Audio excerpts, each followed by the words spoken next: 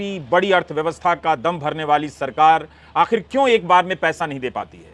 सेना को लेकर भावुकता और मीडिया का शोर कहां चला जाता है? कोई सवाल नहीं पूछ रहा इसे लेकर। जो पैसा 2019 में मिल जाना चाहिए था, वो आज तक क्यों नहीं मिला? इंसाफ के इस सर्वोच्च मंदिर में फैसला सबके सामने होना चाहिए, बहस सबके सामने होनी चाहिए और सारे तथ्य सबके सामने रखे जाने चाहिए। Chief justice D Y. चंद्रचूड़ ने सील बंद लिफाफे में जवाब लेने से मना करते वक्त कह दिया कि हम इस बिजनेस को ही बंद कर देना चाहते हैं, जो न्याय के स्थापित सिद्धांतों के खिलाफ है।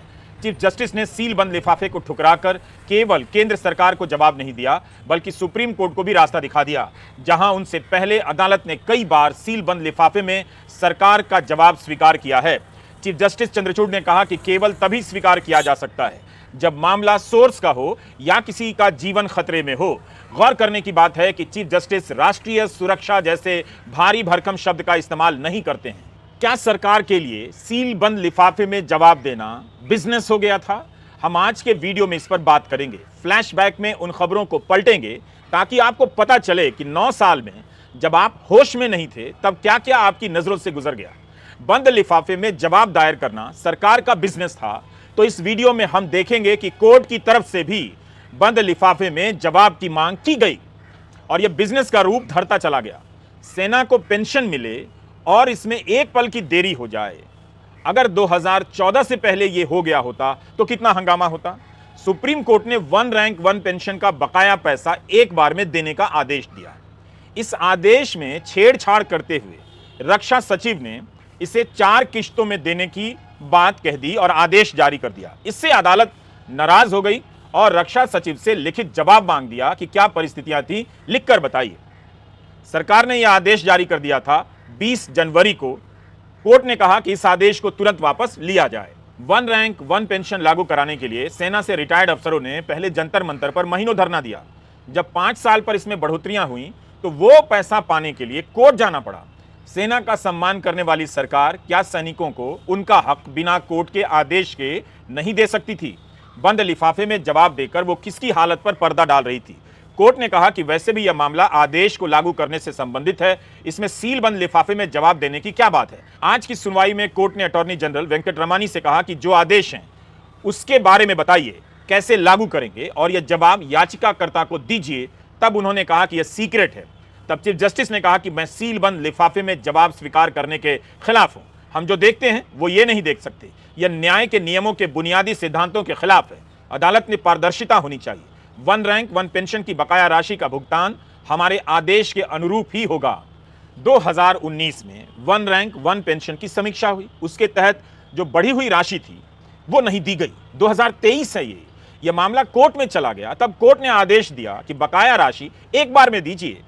सरकार आखिर यह पैसा क्यों नहीं दे पा रही है? Justice D Y. Chandrachud, justice P S. Narasimha और जस्टिस जे.बी. पारदीवाला की बेंच पूछती रही कि किस तरह से पैसा दिया जाएगा, प्लान बताइए। तब अटॉर्नी जनरल ने पढ़ना शुरू किया, मगर चीफ जस्टिस ने लगता है चालाकी भांप ली और कहा कि पेंशन भोगियों की संख्या 6 लाख है। 4 लाख पेंशन भोगी 70 साल से अधिक के हैं। इन्हें आप 31 जुलाई तक पैसा देंगे। उन्होंने कहा कि वे भी वकील रहे हैं, आप ऐसा कीजिए 31 जुलाई की जगह 30 जून तक पैसा दे दीजिए। तब इस मामले में याचिकाकर्ताओं के वकील हुजैफा अहमदी सर्कुलर दिखाते हैं कि मार्च महीने में पैसा देने की बात हुई थी। 2019 का पैसा 2024 में दिया जाएगा, यह तो सही नहीं है। ऐसा तो हो नहीं सकता कि सरकार के पास पैसा नहीं है। अगर पैसा नहीं था तो सर्कुलर पर दस्तखत कैसे कर दिया गया? अगले साल अप्रैल 2024 में फिर से 1 रैंक 1 पेंशन की समीक्षा होगी, जिसे तकनीकी शब्दों में इक्वलाइजेशन कहते हैं। मगर 2019 से 2024 के बीच सरकार पैसा नहीं दे पाई। इस पर चीफ जस्टिस ने सरकार को फिर से पकड़ा। उन्होंने कहा कि रिकॉर्ड पर जो आंकड़े पेश किए गए हैं, अरियर के तहत 28,000 करोड़ दिए जाने हैं। रक्षा मंत्रालय ने वित्त मंत्रालय के सामने इस मामले को रखा है और वित्त मंत्रालय ने संकेत दिए हैं कि एक बार में पैसा नहीं दिया जा सकता, किश्तों में ही दिया जा सकेगा। कोर्ट ने कहा कि केंद्र सरकार का कर्तव्य बनता है कि वह कोर्ट के आदेश का पालन करे, मगर वह अपने फैसले का परिणाम भी समझता है। 25 लाख पेंशनर्स हैं, इसमें से 4 लाख 1 रैंक 1 पेंशन के तहत नहीं आते, तो 21 लाख पेंशनर्स हैं। केंद्र सरकार ने कहा था कि 30 अप्रैल 2023 तक 6 लाख पेंशनर्स को पैसे दे दिए जाएंगे। फैमिली पेंशनर्स और वीरता मेडल प्राप्त सैनिकों के पेंशन को एक बार में दिया जाना चाहिए। जिनकी उम्र 70 साल से ऊपर है उन्हें 30 जून से पहले एक बार में पैसा मिलना चाहिए। बाकियों को 30 अगस्त, 30 नवंबर 2023 और 28 फरवरी 2024 तक पैसा दे दिया जाए। इसमें ऐसा क्या था जो बंद लिफाफे में जवाब दिया गया? अदानी मामले में जांच के लिए कमेटी बनाई जानी थी। यहां भी केंद्र सरकार बंद लिफाफे में एक्सपर्ट के नाम देना चाहती थी, कोर्ट ने मना कर दिया। कोर्ट को कहना पड़ा कि बंद लिफाफे के सुझाव मानकर अगर कमेटी बनाई गई तो संदेश यह जाएगा कि कमेटी सरकार ने बनाई और सुप्रीम कोर्ट ने केवल मंजूरी दी। सोचिए जनता क्या सोचेगी, इसकी चिंता कोर्ट को है मगर सरकार को नहीं।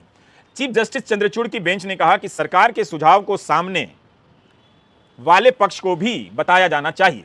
उसे जानने का हक है कि सामने वाला पक्ष क्या कह रहा है, सरकार क्या कह रही है। अगर सरकार ऐसा नहीं करना चाहती है तो कोर्ट अपनी तरफ से कमेटी बना देगी और सरकार को उस पर भरोसा करना पड़ेगा। आज की टिप्पणी ने पुरानी आलोचनाओं को फिर से छेड़ दिया है। जब बंद लिफाफों में जवाब आया करते थे, इस पर दिसंबर 2018 में शादान फरासत का एक लेख है।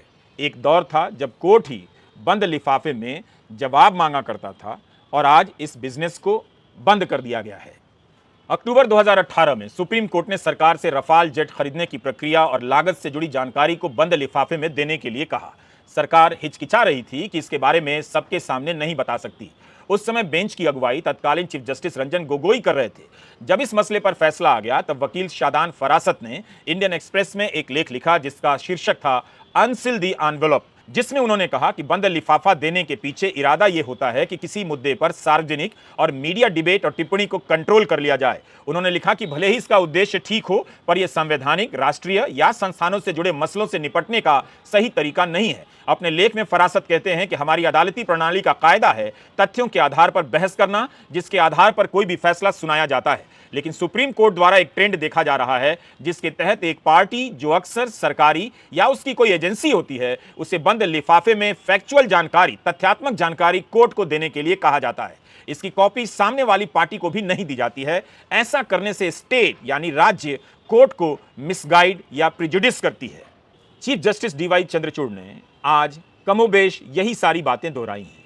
आखिर सरकार सामने के वकील को तथ्यात्मक जानकारी क्यों नहीं देना चाहती है? वह क्यों सार्वजनिक बहस से बचने की कोशिश करती है?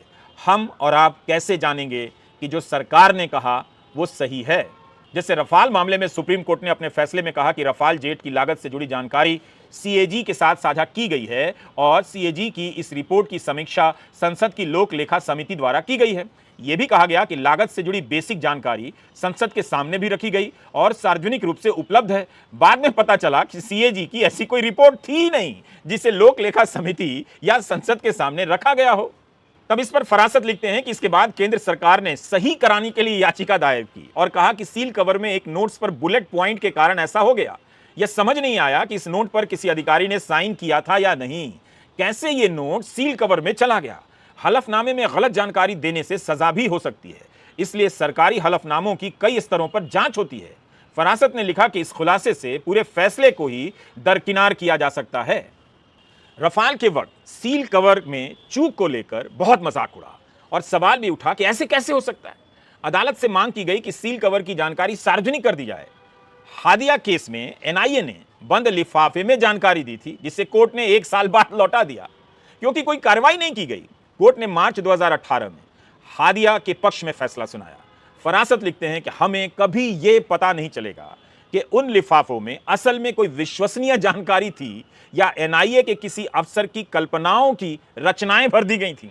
यह सवाल कितना खतरनाक है, कितना खतरनाक है। बंद लिफाफे को, इसका खेल न्याय को कितना धुंधला करता है। बंद लिफाफे में क्या होता है कोई नहीं जानता। केरला हाईकोर्ट में Malayalam TV channel media one पर प्रतिबंध लगाने को लेकर सुनवाई चल रही थी।